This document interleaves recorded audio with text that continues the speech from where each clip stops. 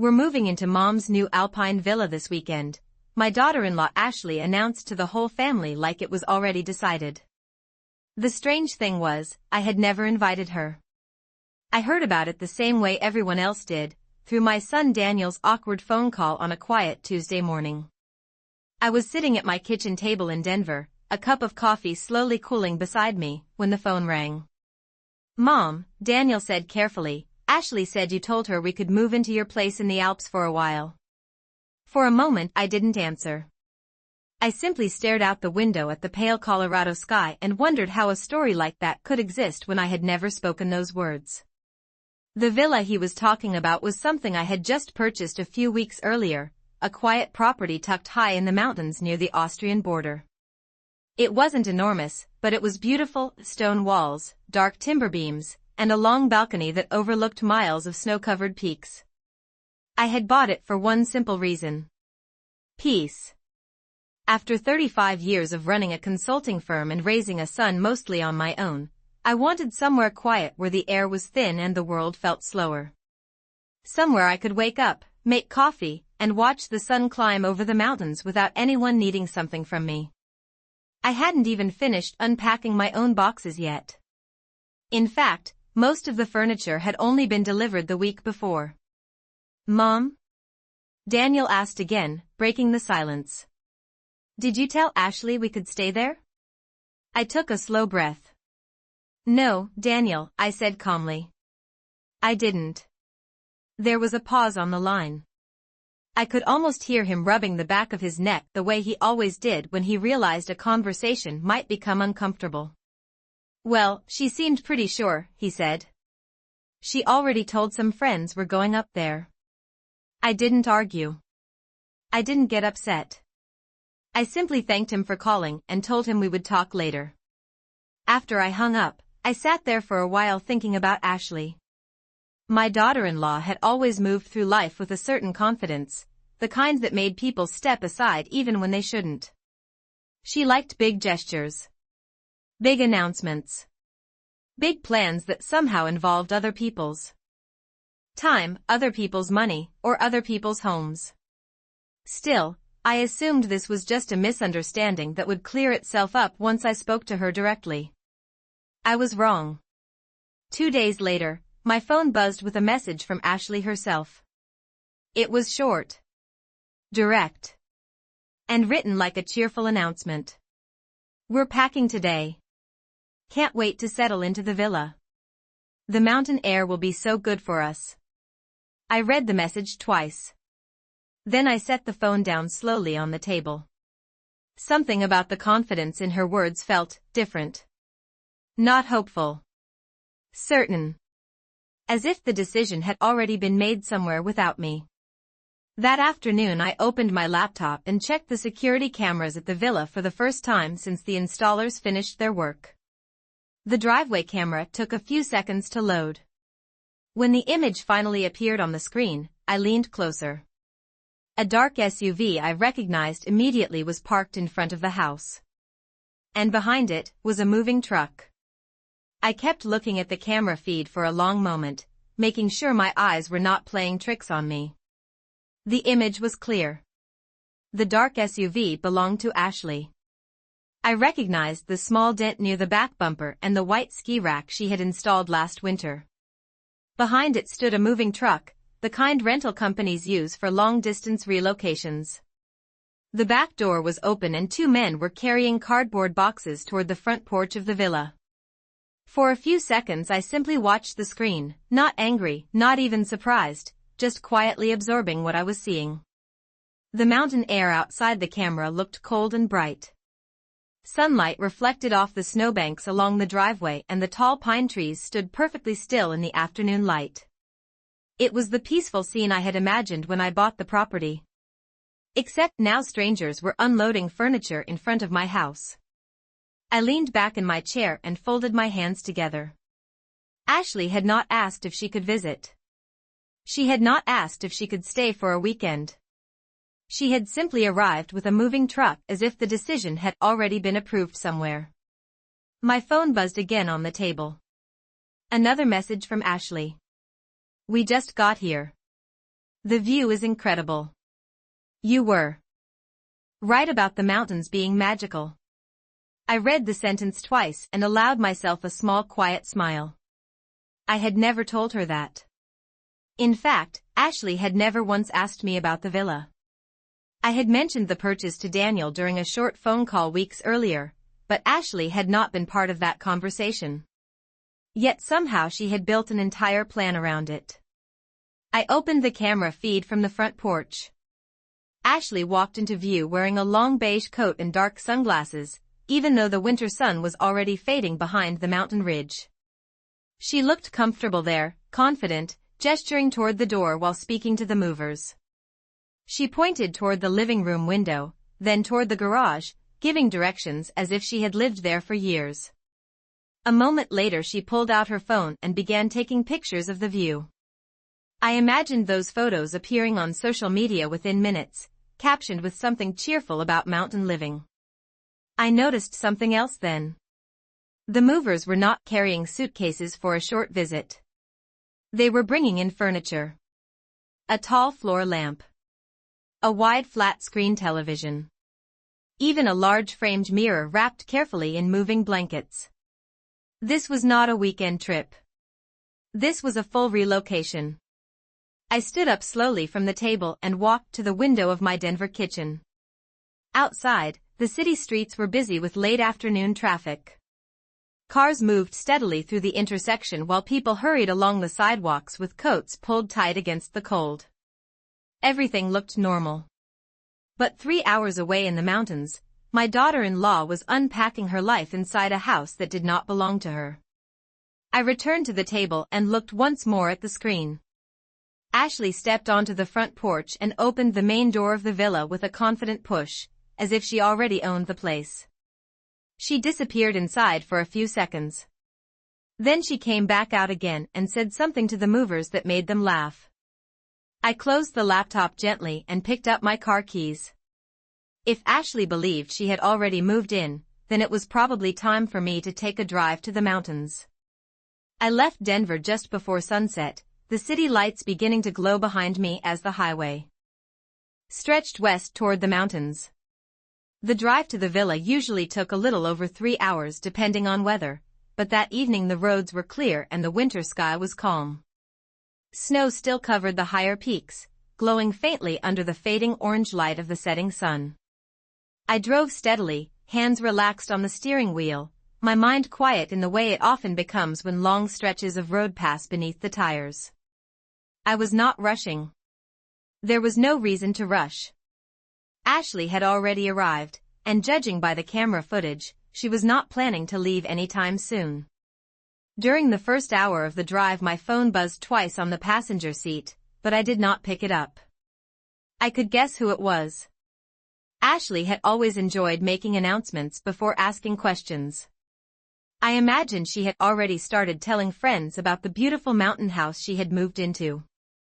Perhaps she was describing the view of the snowy ridges or the wide balcony facing the valley. She probably believed she had secured something impressive, something she could proudly claim as part of her life now. The highway slowly climbed higher into the mountains as darkness settled across the landscape. Tall pine forests lined the road, their branches heavy with snow, and the air grew noticeably colder each time I stopped for fuel or coffee. By the time I crossed the final mountain pass the outside temperature had dropped well below freezing. My dashboard thermometer showed 24 degrees Fahrenheit. The road leading to the villa was quieter than the main highway, a narrow stretch of asphalt that curved through thick forest before opening into a wide valley. I had only driven this road a handful of times since buying the property, but I already recognized the gentle slope of the land and the long line of wooden fences marking the edges of nearby properties. When the headlights finally illuminated the entrance to my driveway, I slowed the car and turned in. Fresh tire tracks were pressed into the snow, wide and heavy, clearly left by a large truck. The same truck I had seen on the camera earlier that afternoon. As the car rolled farther up the driveway, the villa came into view at the top of the hill. Warm yellow light spilled from several windows, glowing against the cold mountain night. The moving truck was still parked near the garage, its metal sides reflecting my headlights. Ashley's SUV sat beside it exactly where I had seen it on the camera feed. I parked slowly near the edge of the driveway and turned off the engine.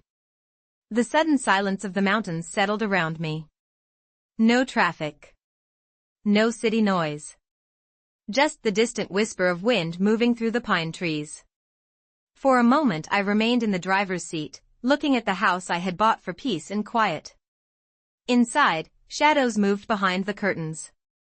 Someone was walking through the rooms, turning lights on and off, arranging a life that had never been offered to them. I stepped out of the car and closed the door gently.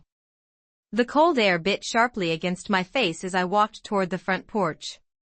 Boxes were stacked near the entrance, some already opened, others still sealed with thick strips of packing tape. I recognized Ashley's handwriting on one of the labels. Kitchen supplies.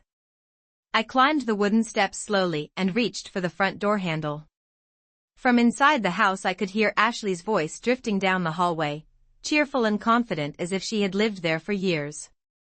She was laughing while speaking on the phone, telling someone about the incredible view and how perfect the house was for her new life. I paused for a second outside the door, listening quietly. Then I opened it. I stepped inside and closed the door behind me quietly, the warm air of the villa brushing against the cold from outside. The scent of pine wood and fresh paint still lingered faintly in the living room, mixed now with the sharper smell of cardboard boxes and packing tape. Lamps were turned on across the room, casting soft light over furniture that had not been there the last time I visited. A tall floor lamp stood near the window. A large television leaned against the wall waiting to be mounted. Someone had already placed a thick gray blanket across the couch I had chosen only weeks earlier. Ashley's voice echoed from the kitchen as she continued her phone conversation, still laughing with the kind of easy confidence that suggested she felt completely at home. I set my car keys down quietly on the small wooden table near the entrance and took a slow look around the room. Several of Ashley's boxes were stacked near the fireplace. One of them had already been opened and filled the air with the faint smell of scented candles. On the far wall I noticed a large framed mirror leaning carefully against the stonework, still wrapped halfway in protective paper. Whoever had brought it inside had clearly taken their time. I walked slowly across the living room floor, my shoes making soft sounds against the polished wood. Ashley was standing at the kitchen island with her back toward me, one hand resting casually on the counter while she spoke into her phone. She had not noticed me yet. "Yes, it is even better than I expected," she said, her voice bright with excitement. "The house is huge. The mountains are right outside the windows. Honestly, it feels like something out of a movie." She paused, listening to whoever was on the other end of the call, then laughed again. "Of course we are staying here long term. Daniel will love it once he gets here. His mother barely uses the place anyway." I stood there for a moment listening to those words settle into the quiet room. She truly believed what she was saying. Not just hoping. Believing. Ashley reached for a glass sitting on the counter and took a small sip of water before continuing. "And the best part is the lower level," she added casually. "I have not even explored it yet, but it looks massive. There is probably enough space down there for a home gym or something." That was when she turned slightly and finally noticed me standing across the room. Her voice stopped in the middle of a sentence. The phone lowered slowly from her ear. For a brief moment her expression shifted from cheerful confidence to complete surprise. Neither of us spoke right away. The house became very quiet. Ashley cleared her throat and forced a small smile as if she had simply been caught off guard by an unexpected visitor. "Margaret," she said, still holding the phone loosely in her hand. "I did not realize you were coming tonight." I returned the same calm smile I had worn during the entire drive through the mountains. "I thought I would stop by," I said gently, glancing toward the boxes scattered around the room. "It looks like you have already made yourself comfortable." Ashley straightened her coat and quickly ended the phone call before placing the device on the kitchen counter. Her confidence returned almost immediately, the same smooth expression settling back onto her face as she gestured toward the living room with a casual sweep of her hand. "Well," she said brightly, "since the house is so large we figured there would be plenty of room for everyone." I nodded slowly, letting my eyes drift briefly toward the hallway that led deeper into the house and the staircase descending toward the lower level. Then I looked back at her. "You should probably take a look downstairs," I said quietly, "before you unpack the rest of your things." Ashley looked at me for a moment as if she was trying to understand whether I was joking. Her hand rested lightly against the kitchen counter while the confidence in her posture softened just slightly. "Downstairs," she repeated, glancing toward the hallway that led deeper into the house. I nodded once. "Yes," I said calmly. "You mentioned earlier that you had not explored the lower level yet." Ashley gave a small laugh, the kind people use when they want to show they are not worried about anything. "I figured it was just a basement," she said. "Maybe a storage space. Most mountain homes have one." She stepped away from the kitchen island and brushed an invisible wrinkle from the sleeve of her coat. The casual confidence returned to her face as she walked toward the hallway. I followed several steps behind her, my footsteps slow and quiet against the wooden floor. The lights in the corridor were already on, casting a warm glow along the stone walls. At the end of the hallway stood the wide wooden door that led to the staircase descending below the main level of the villa. Ashley reached the door first and pushed it open without hesitation. Cool air drifted upward from the lower floor, carrying with it the faint scent of polished wood and something else more subtle, something new. She stepped onto the staircase and began walking down slowly, one hand sliding along the railing as she descended. I remained at the top of the stairs for a moment, watching her. The lower level of the villa had been one of the main reasons I purchased the property in the first place. Most visitors assumed the house was simply a quiet mountain retreat. From the outside it certainly looked that way. Stone walls, wooden balconies, large windows facing the valley. But the lower floor had been designed very differently by the previous owner. As Ashley reached the bottom of the staircase, she paused. The wide hallway below opened into a large space illuminated by soft overhead lights. From where I stood I could see the moment her body stopped moving completely. Ashley took another step forward into the room, her eyes slowly scanning the space in front of her. The confident smile that had followed her all evening faded into something quieter. Something uncertain. The lower level was not a basement. It was not a storage room. It was not an empty space waiting to be turned into a home gym or entertainment area. The entire floor had been professionally built as part of a fully licensed boutique hospitality property.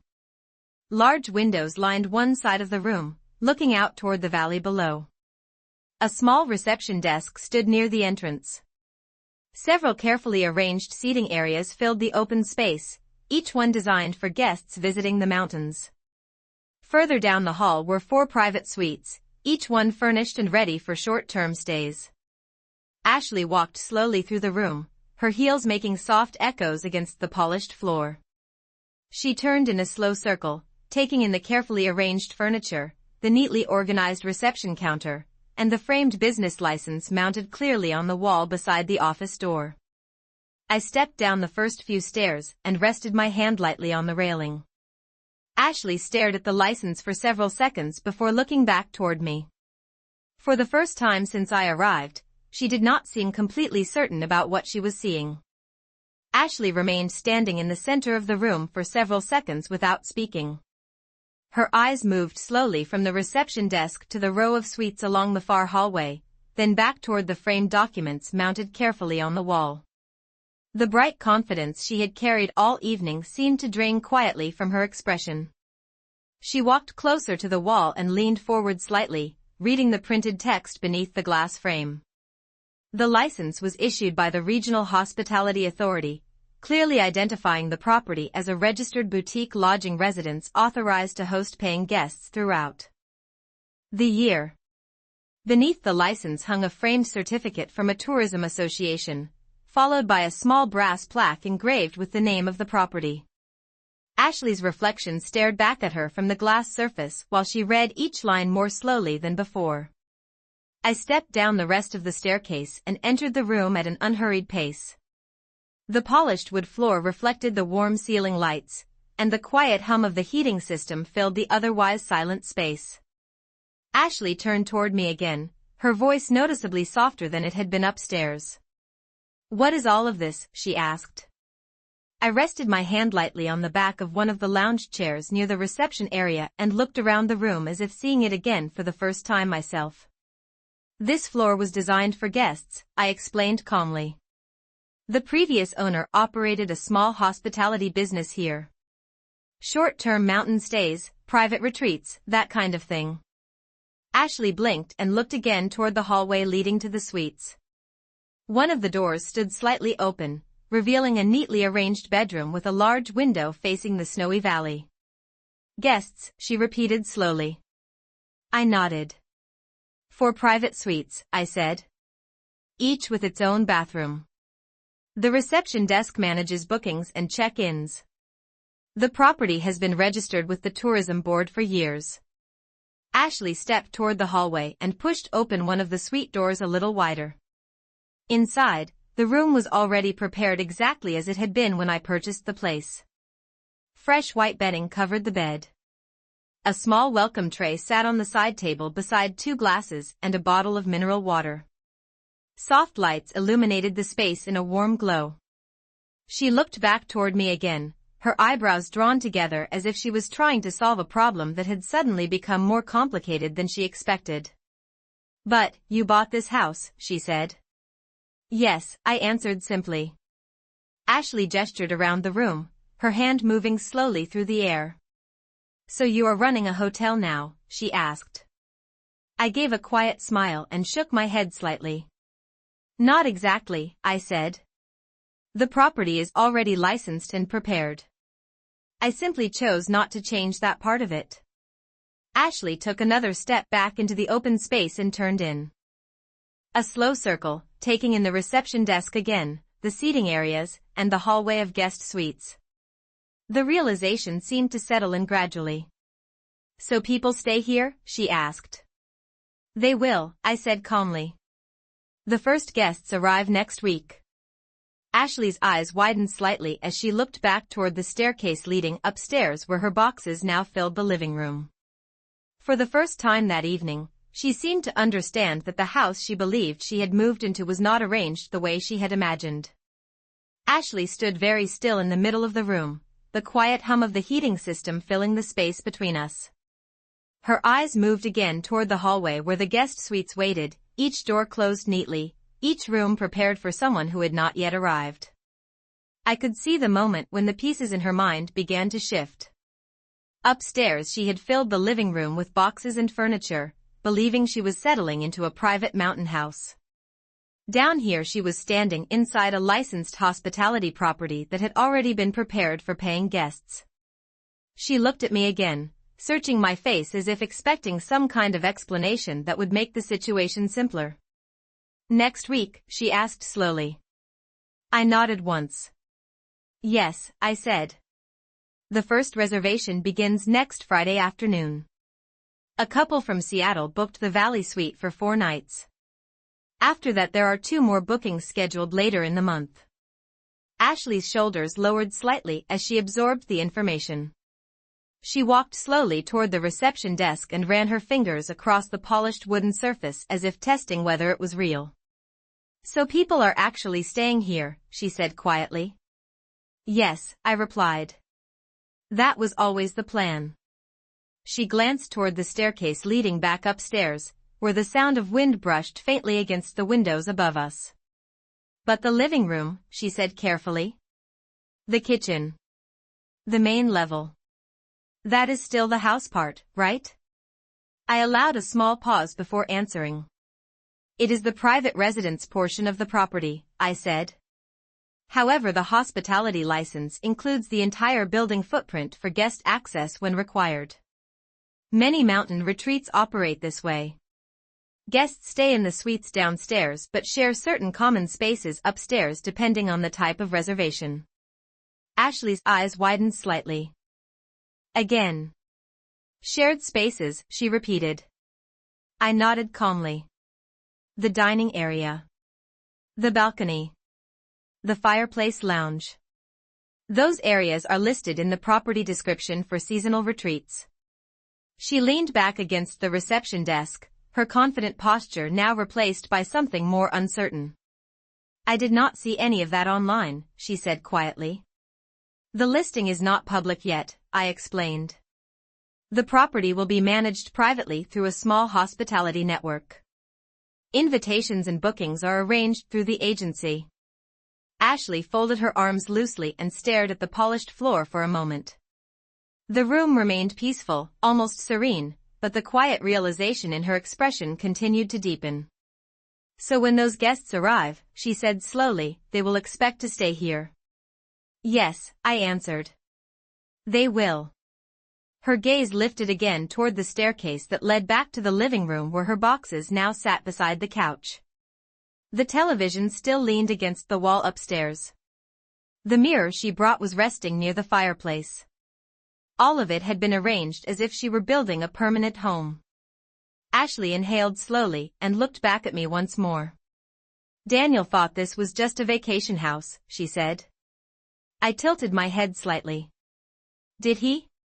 I asked gently. She hesitated for a second before nodding. That is what we understood. I looked around the lower level again, letting my eyes pass over the reception desk, the guest suites, and the framed business license on the wall. It is a mountain property, I said calmly. But it is also a business. Ashley did not respond immediately. Instead, she stared at the hallway of guest rooms again, her earlier excitement now replaced by a careful silence that had not been there when I first walked through the front door. Ashley remained leaning against the reception desk, her arms loosely crossed as she looked around the lower level again. The calm certainty she carried earlier had faded into careful calculation. I could almost see the questions forming behind her eyes. Upstairs her belongings filled half the living room. Down here the property quietly waited for guests who had already paid to stay. The situation was beginning to settle into focus. Ashley walked slowly toward the framed license again and studied it more carefully this time. Her finger traced the engraved name of the property on the small brass plaque beneath the document. So this place is already operating, she said quietly. Not fully yet, I replied. But it will be very soon. She nodded once, absorbing that information. The silence stretched across the room again while the heating vents hummed softly in the ceiling. After a moment she turned toward me. Why did you not tell Daniel about all of this, she asked. I gave a small thoughtful smile. I mentioned that I purchased a mountain property, I said calmly. Your husband did not ask many questions beyond that. Ashley looked toward the staircase again. The reality upstairs must have been running through her mind now. The boxes stacked beside the fireplace. The television leaning against the wall. The mirror she had carefully transported across state lines. Each item placed there with the quiet assumption that this house would become her new home. Daniel thought we could spend a few months here, she said slowly. Maybe longer. I nodded once more. I understand. Ashley let out a quiet breath and walked toward the staircase. She climbed halfway up before stopping and turning back toward the reception area below. From that angle she could see both worlds at once. The lower level arranged carefully for paying guests and the staircase leading to the living space where she had begun unpacking her life. Those people next week, she said after a moment. They are expecting to stay here. Yes, I answered. They booked the property months ago through the agency that manages mountain retreats. She rested her hand on the railing and looked back toward the hallway of guest suites. The calm atmosphere of the villa remained unchanged. The lights glowed softly. The rooms waited quietly. Nothing in the house seemed rushed or chaotic. Everything had been prepared exactly as planned. Ashley climbed the rest of the stairs slowly and stepped back onto the main level. I followed a few seconds later. When I reached the living room again, the boxes and furniture she had brought now looked different even to me. Not permanent. Not settled. Just temporary shapes scattered across someone else's space. Ashley stood near the window facing the dark valley outside. Snow reflected the moonlight across the mountains and the entire landscape looked peaceful beyond the glass. She did not speak for a long moment. Finally she turned back toward me. "So what happens now?" she asked. Quietly. I walked past the stack of boxes beside the couch and picked up a thin folder resting on the coffee table. I had placed it there before coming downstairs. The papers inside were neatly organized, each page clipped carefully together. I set the folder gently on the kitchen counter between us. Ashley looked down at it, then back at me, her earlier confidence replaced by something far more cautious as she realized the evening was not finished yet. I watched Ashley's eyes move from the folder to my face and back again as if she was trying to decide whether opening it would make the situation clearer or more complicated.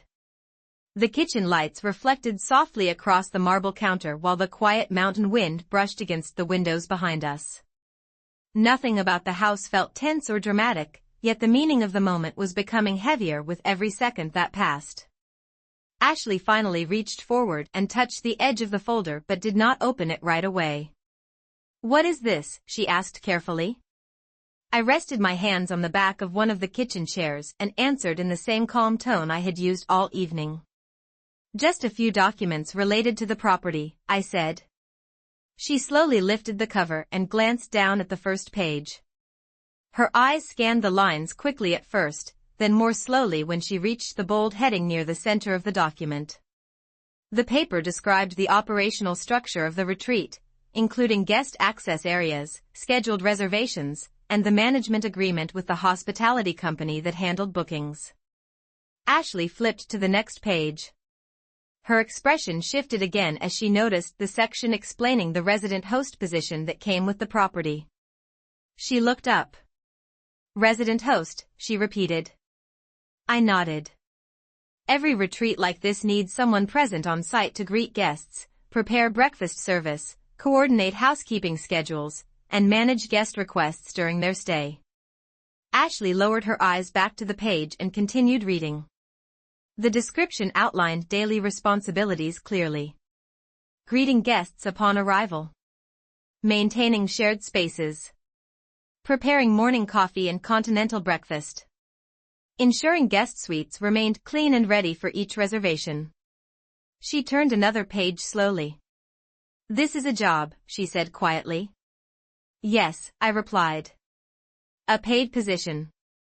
Ashley looked at the final sheet in the folder where the compensation agreement was printed in clear type. The salary, housing arrangement, and seasonal bonus were listed neatly at the bottom.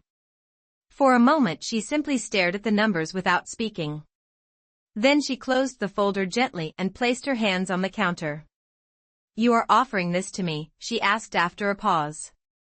I gave a small thoughtful smile. "I am offering the position to someone who wishes to live here," I said calmly. Ashley looked toward the living room again where her boxes still surrounded the couch. The earlier assumption that she had arrived to claim a private mountain home had completely dissolved now. The villa was still beautiful. The view outside was still breathtaking. But the reality of the property had shifted into something very different from what she expected when she announced that she was moving in. Ashley slowly turned back toward me. "So if we stay here," she said carefully, "we would be working here." I nodded once. "That is correct." The quiet room held that realization between us for a moment. Finally Ashley gave a small uncertain laugh and looked down at the folder again. "I think Daniel and I need to have a conversation," she said softly. I folded my hands calmly on the back of the chair and looked toward the window where the snowy mountains stretched across the dark horizon. "Yes," I said gently. "I imagine you probably do."